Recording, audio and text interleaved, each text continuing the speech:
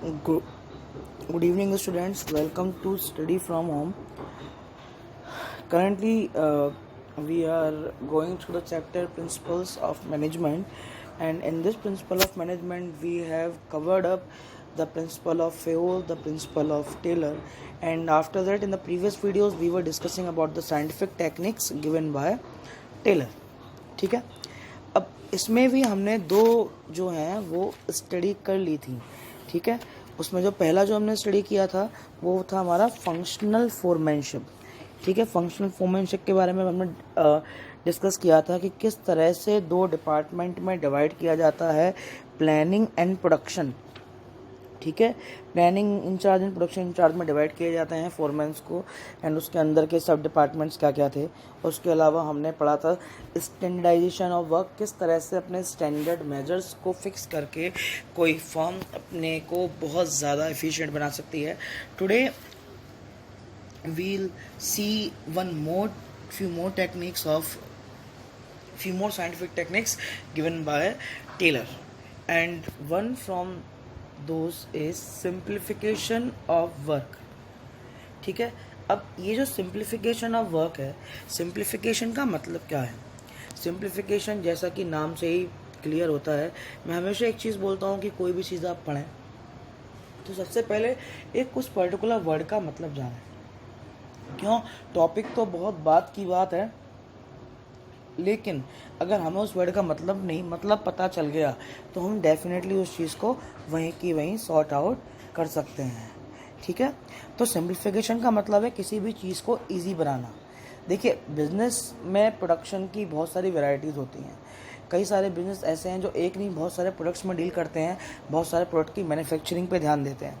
तो सबसे बड़ी चीज़ जो मीनिंग है सिंप्लीफिकेशन का, to make the work easy. अब ईजी कैसे कर सकते हैं? ईजी के लिए एक एग्जांपल दे सकते हैं. क्या? सिस्टम को बेटर बनाना. ठीक है, अननेसेसरी वैरायटीज़ को हटा देना, साइज एंड डायमेंशन को सेट कर देना. अब इसके लिए क्या है, एक एग्जांपल मैं बताना चाहूँगा. शायद मैंने ये एग्जांपल पहले भी बताया है. अब पहले कैसे बताया है कि एक बार ये किसकी स्टोरी है? एक स्टोरी बहुत फेमस है कि एक पर्सन की ऑयल की फैक्ट्री थी. अब उनको पता है कि ऑयल कैनिस्टर्स में यानी पीपों में पैक किया जाता है. तो जब वो पर्सन अपनी फैक्ट्री के विजिट पे था तो उसने क्या देखा, उसके एक कैनिस्टर को लॉक करने के लिए 29 मेटल की ड्रॉप्स रिक्वायर्ड होती थी. ठीक है, लेकिन पीपा 25 ड्रॉप्स में भी लॉक किया जा सकता था. तो उसने ये चीज़ देखा, उसको वहीं से क्या कर दिया, ठीक कर दिया, और 25 ड्रॉप पे ही पीपे को लॉक किया जाने लगा. इससे क्या हुआ, एक साल में उनका अच्छा खासा प्रॉफिट हो गया. तो यानी कि जो भी फालतू चीज़ें होती हैं ना बिजनेस में, उनको हटा देना चाहिए एंड बिजनेस को ईजीली वर्क करना चाहिए. ठीक है, अब जो बुक है आपकी, बुक में स्टैंडर्डाइजेशन एंड सिंप्लीफिकेशन दोनों एक साथ दिए हुए हैं. ठीक है, एक बार देखते हैं मतलब क्या है इसका. इसका मतलब ये है, to scientific management always emphasise on maintaining standards relating to every step of business operation. ठीक है, standardisation of output is possible if standard is maintained right from selection of tools, equipment and machine. ठीक है, तो ये तो था standardisation के बारे में. ठीक है, अब सिंप्लीफिकेशन क्या है? सिंप्लीफिकेशन से हम वर्क को सिंपल कर सकते हैं. ठीक है, वर्क को सिंपल कैसे? फालतू की वैरायटी ना रखें, प्रोडक्ट के साइज़ को छोटा कर दें. ठीक है, या वर्कर्स जितनी हमें रिक्वायरमेंट है उतने ही वर्कर्स को रखे जाएं. कहीं भी फालतू का हमारा 1 रुपये भी बिजनेस में खर्च नहीं हो. बेनिफिट्स क्या है हमारा? It results in saving of cost of labour. इससे क्या है, लेबर कॉस्ट बहुत बचती है आपकी, मशीन टूल्स की कॉस्ट बच जाती है, and it implies reduced inventories, fuller utilisation of equipment and increasing turnover. यानी कि इससे जो स्टोर होता है वो हमारा प्रॉपर यूज़ हो जाता है. ठीक है, और ये कंपनी के लिए भी या बिजनेस ऑर्गेनाइजेशन के लिए भी एफिशिएंट है. सिंप्लीफिकेशन कुछ पॉइंट्स में डिस्कस किया हुआ है. क्या? Aims at removing unnecessary varieties. Simplification aims at eliminating unnecessary diversity of product, यानी फालतू के प्रोडक्ट नहीं हो, ठीक है। उसके बाद it results in saving of cost of labour, machines and tools. It implies reduce inventories, fuller utilisation of equipments and increasing turnover, यानी बिजनेस के प्रॉफिट को भी बढ़ाने का काम करता है। अब जो इसके बाद जो टेक्निक बताई थी टेलर ने, वो थी हमारी कौन सी, डिफरेंशियल पीस वेज सिस्टम, ठीक है। अब डिफरेंशियल पीस बेस सिस्टम क्या होता है? डिफरेंशियल पीस बेस सिस्टम होता है कि जो वेज यानी कि इनकम का डिफरेंशिएशन। अब इनकम का डिफरेंशिएशन कैसे होता है?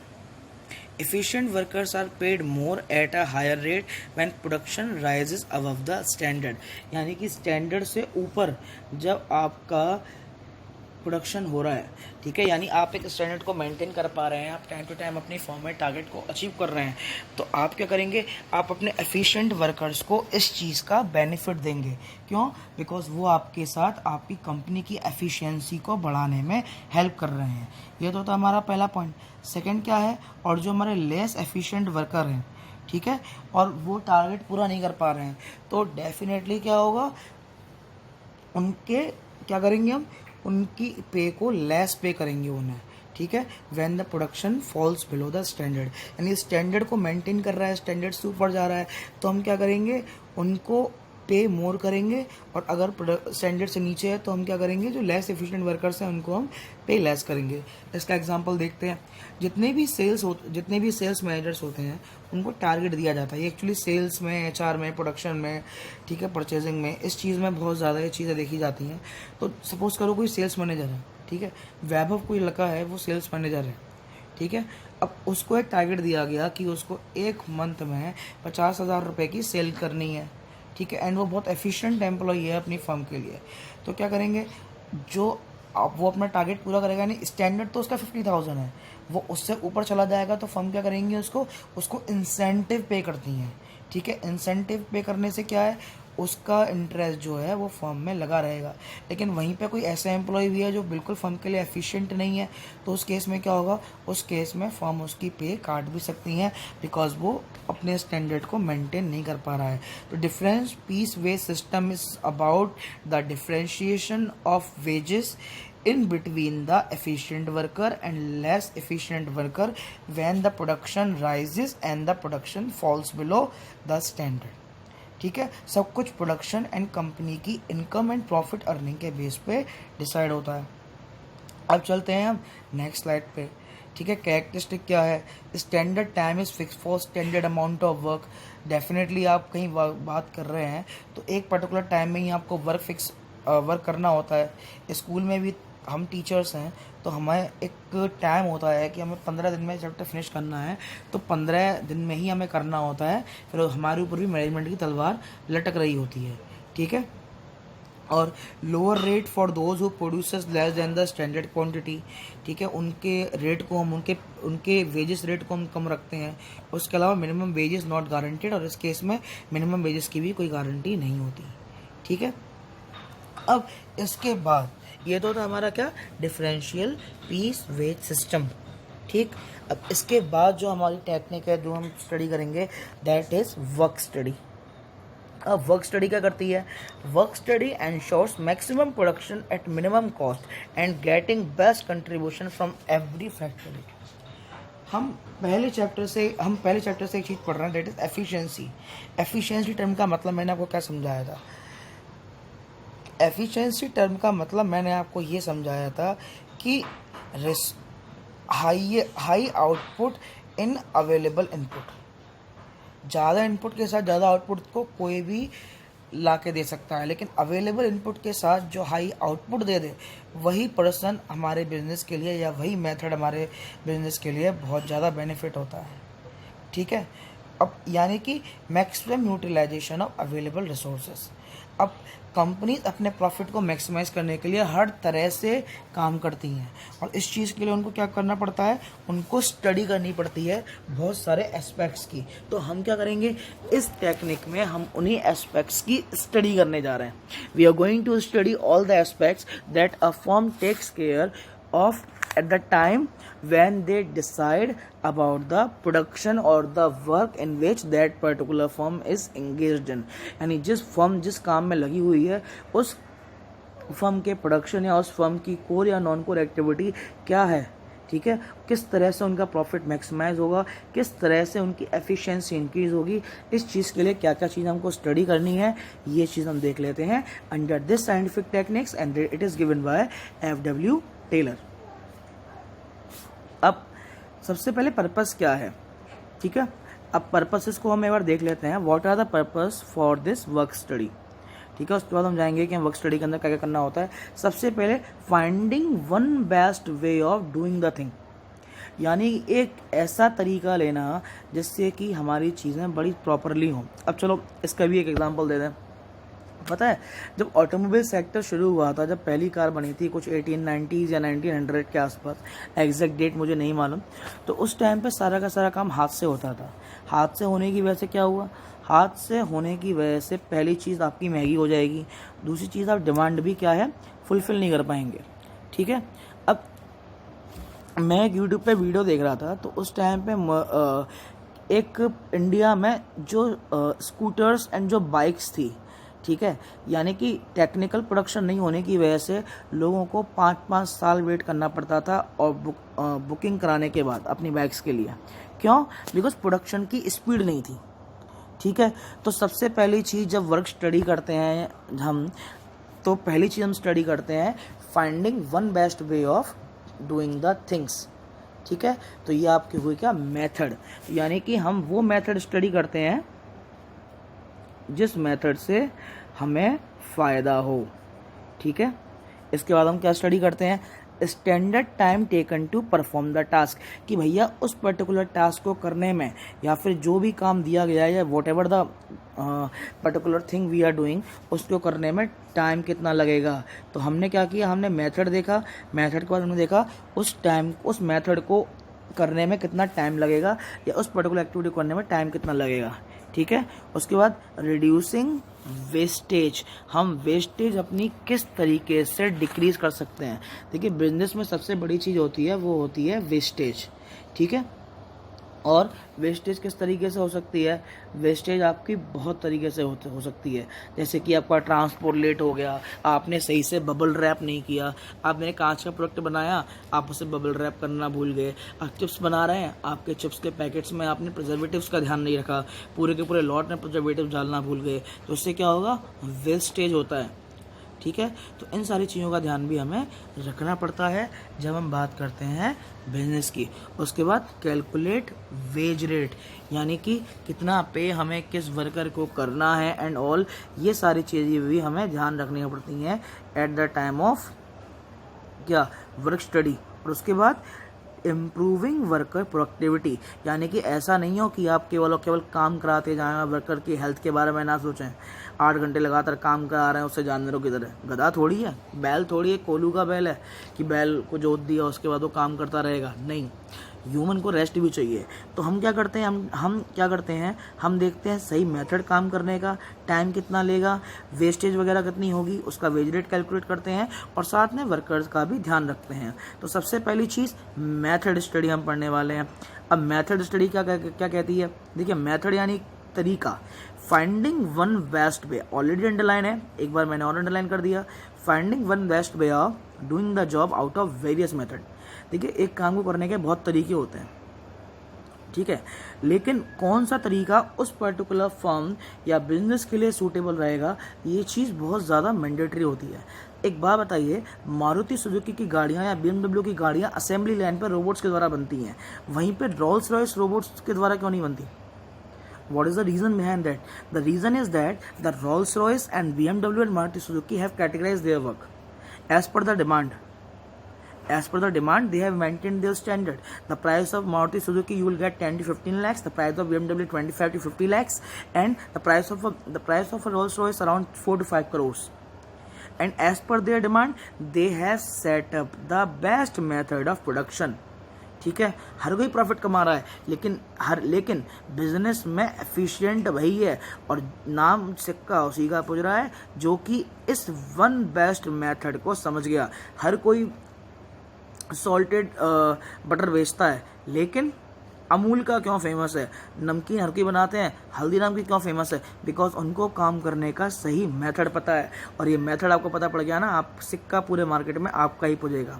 बेनिफिट क्या है इस चीज़ का, बेनिफिट है एक तो आपकी जॉब स्टैंडर्डाइज हो जाती है, ठीक है, आप अपनी जॉब में स्टैंडर्ड सेट कर लेते हैं। रोल्स रॉयस का स्टैंडर्ड है, हल्दीराम का स्टैंडर्ड है, हर किसी पर्टिकुलर जब ब्रांड बनता है ना, ब्रांड के स्टैंडर्ड्स होते हैं, ठीक है। इसके अलावा सिर्फ यही नहीं, आपकी जो कॉस्ट ऑफ प्रोडक्शन है, ठीक है, वो क्या होगी, वो कम हो जाएगी, ठीक है। एंड उसके बाद क्वालिटी एंड सेटिस्फैक्शन क्या हो जाएगा, वो यानी जो कॉस्ट है वो लो हो रही है और क्वालिटी एंड इन प्रॉफिट आपका हाई हो रहा है। ये साइकिल है minimisation of the cost and maximisation of your profits. यहाँ पे सेटिस्फैक्शन दे रखा है भाई, कस्टमर सेटिस्फाई कब होगा, जब आपकी चीज़ खरीदेगा, और वो सेटिस्फाई हो गया तो आपकी चीज़ें और ज़्यादा खरीदेगा, तो डेफिनेटली आपका प्रॉफिट तो बढ़ेगा, ठीक है। इसमें इंस्ट्रूमेंट्स क्या क्या यूज़ हो सकते हैं, चार्ट्स, एक मिनट से हटा देता हूँ। इसमें जो इंस्ट्रूमेंट्स यूज़ होते हैं वो होते हैं चार्ट्स एंड ऑपरेशन रिसर्च, ठीक है। इसमें प्रॉपर चार्ट्स हो सकते हैं, ऑपरेशनल रिसर्च के मैनेजर्स होते हैं जो इस बारे में स्टडी करते हैं कौन से बेस्ट मेथड उनकी फर्म को या कंपनी को अडेप्ट करना चाहिए in order to achieve the target, ठीक है। Second one is motion study. Motion study क्या कहती है, एक बार देखते हैं what is motion. Law of motion हमने बहुत पढ़ा है 9th में 10th में, बहुत माथा खाया भैया। कॉमर्स में आखिरकार छोड़ के आए और दोबारा मोशन आ गई। डोंट वरी, ये न्यूटन्स के लॉज ऑफ मोशन से बिल्कुल अलग है। मोशन क्या है, देखिए, business is ultimately all about goods and services, and goods and services एक जगह पे नहीं रहती। आप इकोनॉमिक्स के स्टूडेंट हैं, आप कॉमर्स के स्टूडेंट हैं, तो आपको ये चीज़ जाननी बहुत ज़्यादा ज़रूरी है। कॉमर्स क्या है, कॉमर्स एक लिंक मेंटेन करता है in between the producer and consumer. Commerce क्या है, अल्टीमेटली कॉमर्स एक लिंक है, उस लिंक से प्रोड्यूसर एंड कंज्यूमर आपस में जुड़े हुए हैं, ठीक है। अब मोशन क्या रहा, मोशन स्टडी क्या रही, motion study refers to the study of movement, यानी कि जो भी गुड्स एंड सर्विसेज की मूवमेंट होती है, movement like lifting, putting object, sitting and changing positions, ठीक है, which are undertaken while doing a typical job, यानी एक पर्टिकुलर काम में, ठीक है, एक पर्टिकुलर काम करते हैं मैं, या एक when you perform a particular activity, ठीक है, या फिर deciding of the movements when doing a particular activity under a या फिर इन अ फॉर्म। एक कंपनी के अंडर में जब आप कोई पर्टिकुलर गुड के मूवमेंट को स्टडी करते हो तो वो वही आपकी मोशन स्टडी, ठीक है। Unnecessary movements to be eliminated so that it takes less time to complete the job efficiently. अब कैसे, ठीक है, कैसे, अब मोशन स्टडी क्या है। अब सबसे पहले देखिए एक चीज़ समझते हैं कि ट्रांसपोर्टेशन है, ट्रांसपोर्टेशन लाइफलाइन होती है किसी भी चीज़ के लिए। आजकल पहले जो ट्रांसपोर्टेशन था बैलगाड़ी थी, उसके बाद ट्रेन आई, लेकिन आज की डेट में ट्रांसपोर्टेशन के बहुत सारे मीडियम्स हैं, ठीक है। और ऐसा क्यों किया जाता है, जिससे कि हम टाइम टारगेट को अचीव कर लें। देखिए ऐसा नहीं है कि अगर हम एक पॉइंट पढ़ रहे हैं तो हम एक पॉइंट पे डिपेंड करेंगे, ये सारी चीज़ें आपस में इंटरलिंक्ड है। क्यों, देखो सबसे पहले आपने क्या किया, बेस्ट मेथड यूज़ करके अपना प्रोडक्शन कर लिया। प्रोडक्शन करने के बाद आप उस प्रोडक्ट को या तो रॉ मटेरियल लगाओगे या अपने फिनिश प्रोडक्ट को कंज्यूमर तक भेजोगे, तो उसके लिए आपको क्या करनी पड़ेगी, मोशन स्टडी, कि आपका प्रोडक्ट कंज्यूमर तक जाएगा कैसे, उस पर भी टाइम कम लगे। आपके जो कस्टमर है उसने बोला उसे 48 आवर्स में डिलीवरी चाहिए, then it's your duty that you will have to deliver the product to them within 48 hours, ठीक है। अमेजोन पे दिखाते हैं ना, वैसे ही एग्जैक्ट। अब इससे फ़ायदा क्या है, इससे फ़ायदा होगा कि आपके बिजनेस का नाम बनेगा and you will make a better market standing other than any firm, ठीक है।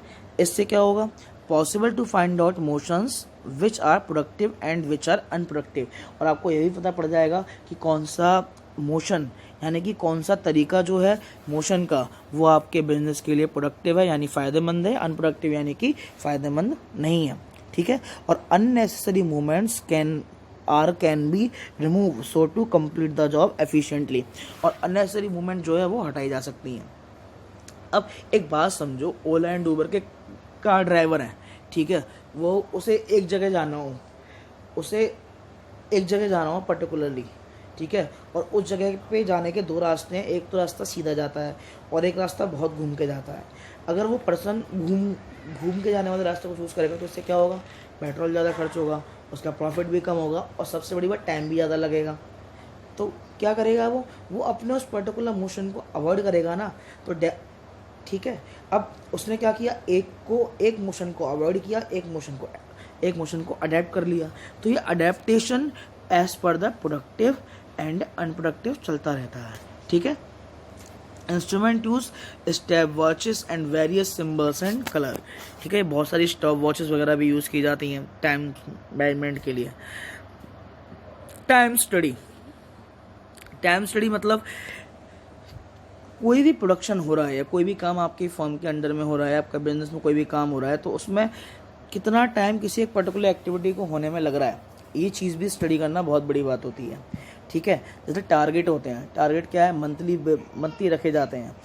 तो क्यों रखे जाते हैं, जिससे कि उस पर्टिकुलर मंथ में उस सेल्स की या उस प्रोडक्ट की अर्निंग की जो है वो अच्छे से स्टडी की जा सके।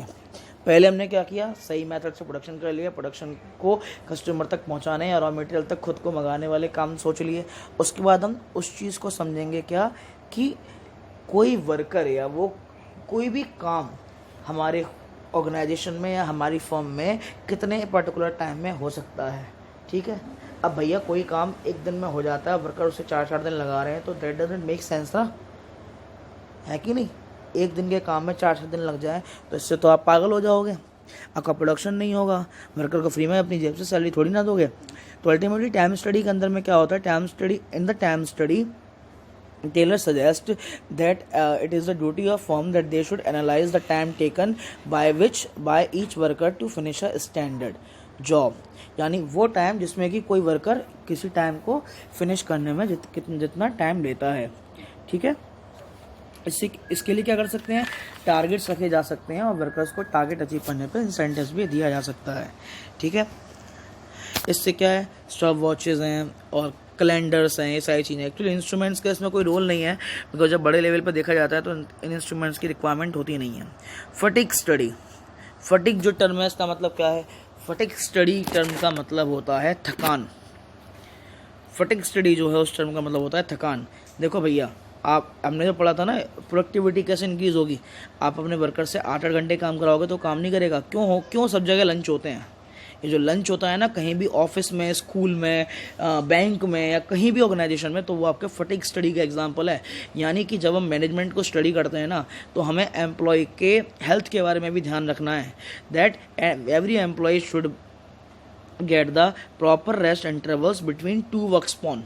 आप देख लो, आप कोई भी ऑर्गेनाइजेशन उठा लो, उसका जो टाइम होता है वो 2 वर्क स्पॉन में लिमिट होता है। यार भाई, स्कूल में पढ़ते हो आप लोग, तो मॉर्निंग में जाते हो 8 बजे, 10:30 में इंटरवल हो जाता है, 10:30 से 11 इंटरवल, 11 से दोबारा पढ़ना स्टार्ट करते हो। तो टाइम स्पॉन के बीच में क्या होता है, आपको इंटरवल चाहिए ही रहता है। क्यों, जिससे कि आप जो है अपनी टिडीनेस को कम कर सकें। ठीक है, इससे फ़ायदा क्या है, फ़ायदा ये है कि a person will feel tired physically and mentally if she or he does not rest while working. Rest मिलेगा तो भैया आपका काम करने का मन करता रहेगा और उसी के साथ आपका स्टेमिना भी जो है वो बना रहेगा। ठीक है, ये चीज़ बहुत ज़्यादा ध्यान में रखनी पड़ती है at the time of study. तो हमने पढ़ा वर्क स्टडी में, सबसे पहले वर्क स्टडी में हम ध्यान रखते हैं मेथड का कि what is the best method to produce that thing.